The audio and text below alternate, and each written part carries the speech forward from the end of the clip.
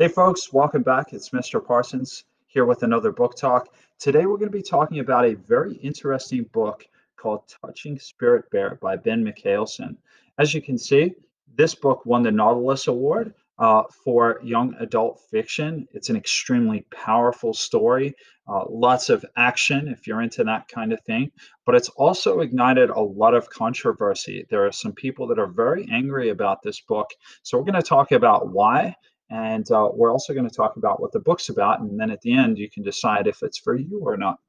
So this book focuses on the story of Cole Matthews.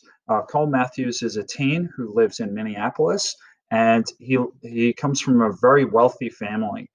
You would think that that would make his life perfect, but actually, his life is quite the opposite. He's very miserable. His parents are alcoholics.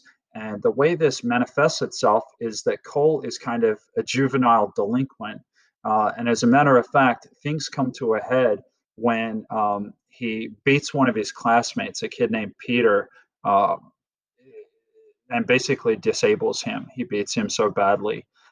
He gets the choice. He gets given the choice whether he's going to go to um, juvenile detention or prison, or he can adopt this alternative, which is called circle justice. Now, circle justice is a Native American concept where it's a restorative practice where you sit with the people that you've wronged and you kind of talk about the damage that you've caused.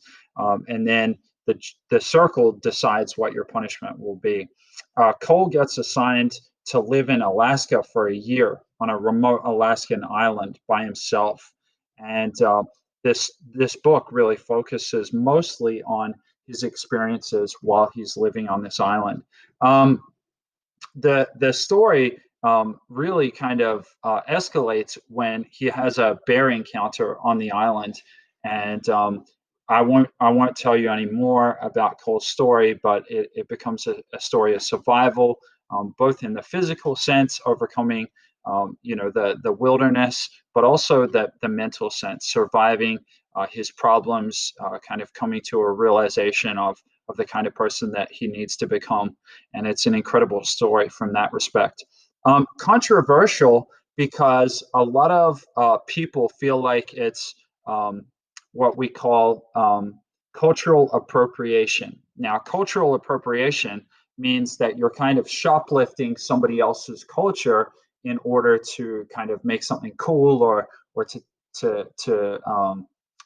kind of make something interesting. And so a lot of people think that this book is an example of that, that this Indian folklore and Indian kind of circle justice and all of that is really just a convenient backdrop for this story about this wayward teen. Um, with that said, it does read powerfully, and there's tons of action in it. Let me read you a little selection here. This is Peter in the circle talking to Cole about how he was wronged. Very powerful. Cole slouched low in the chair as the feather passed on to Peter. Peter gripped the feather with a tight fist and looked down at his lap. When a full minute had passed, the keeper walked around and placed her hand gently on his shoulder. Peter, would you like to tell us what you think would make things better again? Peter bit at his lip before speaking in a struggling, slurred voice. I think someone should smash Cole's head against the sidewalk so he knows how it feels.